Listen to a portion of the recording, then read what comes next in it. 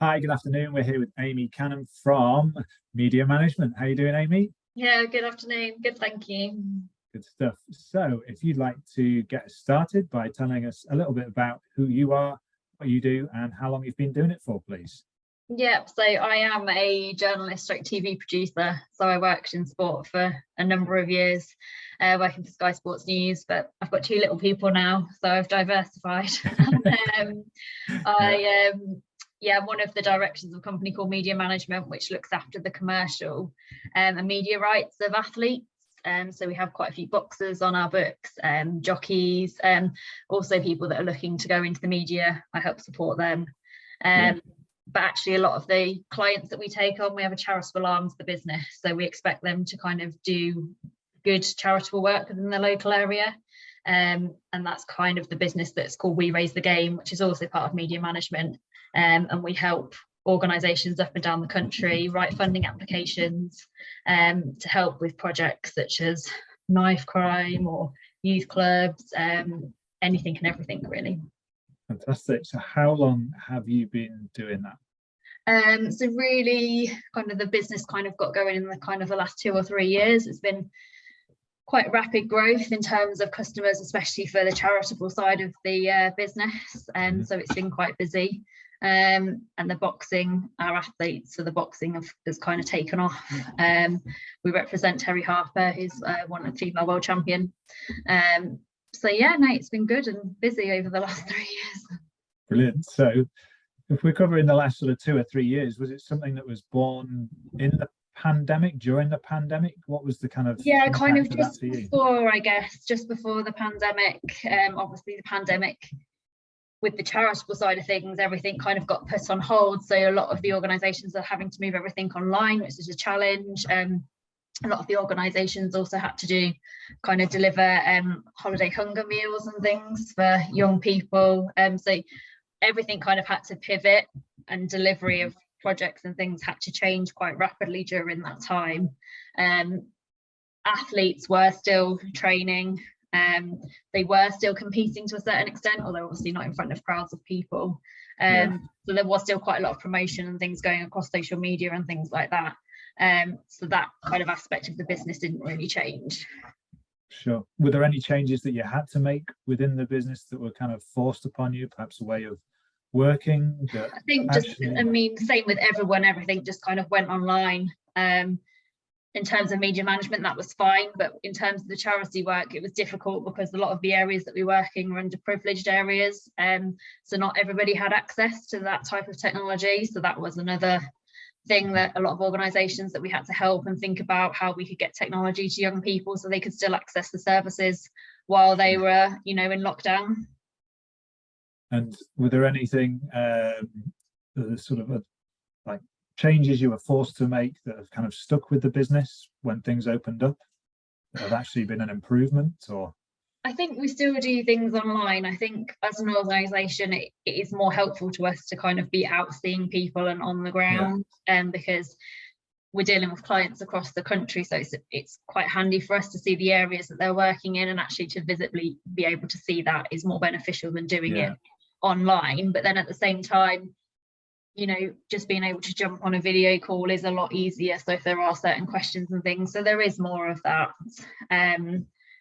But I'd say, yeah, it's nice to be able to get out and about and see people again. Back to normal. Yeah, fantastic. Thank you. So what does the future look like for you guys then, and what do you see from what you can predict are the main challenges at the moment going ahead? Yeah, so media management side of things, taking on more clients in the next 12 months. As I said, we've started doing some monthly boxing shows in Doncaster recently, so that's kind of our first kind of step into event management, and we did the first one last month, which went really well. So that will be continuing.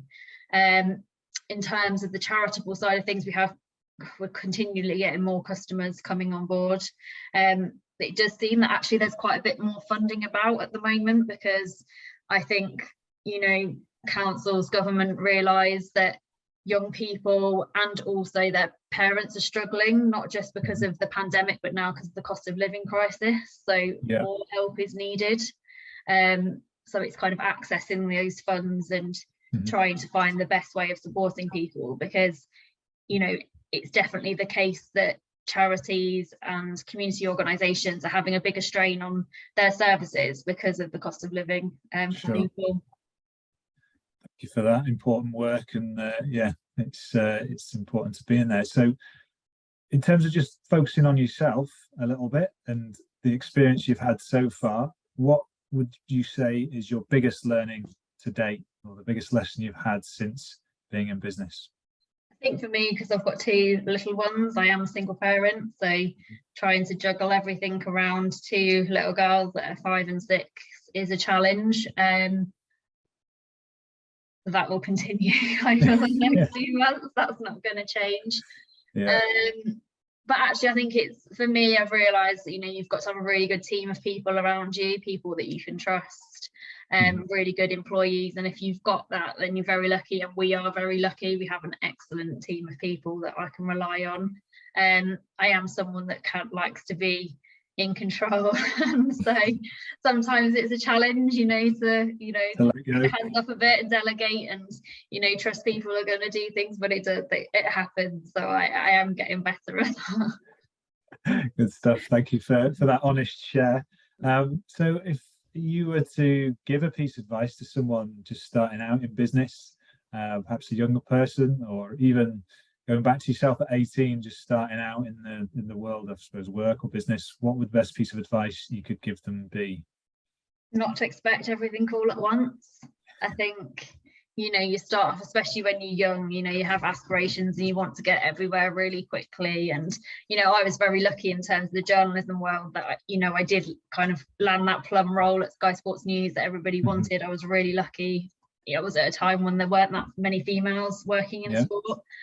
But at the same time, I think as I've got older, you know, you realise that things change, things aren't going to work out the way you expect them to. There will be bumps along the road, and actually, you know, you can learn from them, and they probably make you a stronger person. So if it doesn't all happen at once, kind of don't worry. As long as you're working hard, it will get there eventually. And if you do need to deviate from what you originally thought, then that's fine.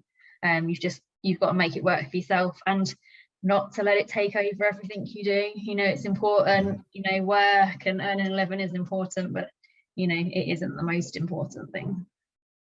Advice there, and yeah, something that I think I would share with my kids, actually. Something that you just shared there, it kind of resonated, so thank you for that. What do you use for inspiration then, in terms of to do what you do? It could be, I mean, I could hazard a guess, but I'm not going to assume your answers. But in terms of the work that you do, it could be the people that you work with, obviously, or the people that you're helping, friends, family, things that you read, anything inspirational wise you'd like to share.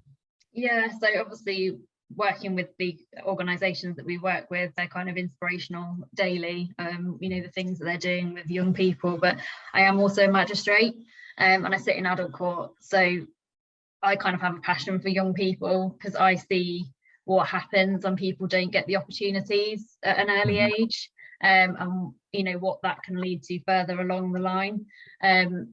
So I guess that's kind of an inspiration for me, because I see that in court, you know, week in, week out.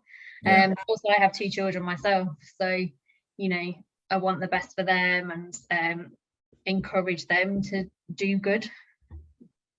Brilliant, good share, thank you very much.